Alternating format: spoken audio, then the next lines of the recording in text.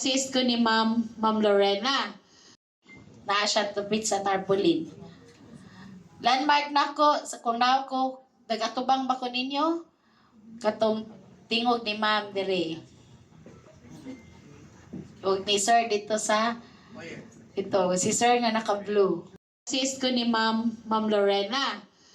But if inviteon ko ninyo balik, kung inviteon ko ninyo sa inyong school, nga, naanad na ko, sige na kong adto sa, naka-benchmark DME before sa Naga Central School.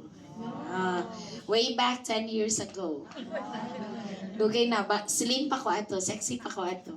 Karon sexy gihapon. Anyway, so, touch, then kumingon si Blind nga, yes, I need an assistance. Okay, mao ni ang tulo nato ka topic. So, primero kay how deaf awareness, how to communicate with us, and third, Filipino Sign Language training. I will teach you sign language. Next, please. Tana sa inyong atanan. Sabtan lahi man nga word. So dili siya nag-buy og hearing aid. Barato pa to sang una. Naka-experience siya. Pero sakit sa iyang ulo, labad iyang ulo. So iyang gilabay. Kausara jud kaadlaw niya gigamit kay di jud siya ganahan. Kapoy kaayo. Nagsigtrabaho iyang mamagpapa, pinalit atong hearing aid pero wala niya nagamit, sayang lang. Mas ganahan siya nga mag-sign siya. Okay, ang only nga sakto nga term is ang deaf or bungol. So remember na if magtawag ka og amang, please ayaw. Ayaw gamita. Okay, ang bungol nga itawag. Okay, not acceptable. Ako nang explain ang deaf mute, ang hearing impaired. Okay, before ang doctor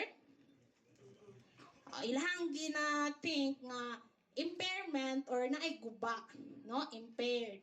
Guba ang dunggan. Pero dili na siya unta sakto, dili na siya sakto nga term. It can be used in a medical terms. Karon gina-change na siya nga di siya itawag sa person, di na siya acceptable. Okay, next please. Deaf nga small d. Ang pasabutan ng with small d,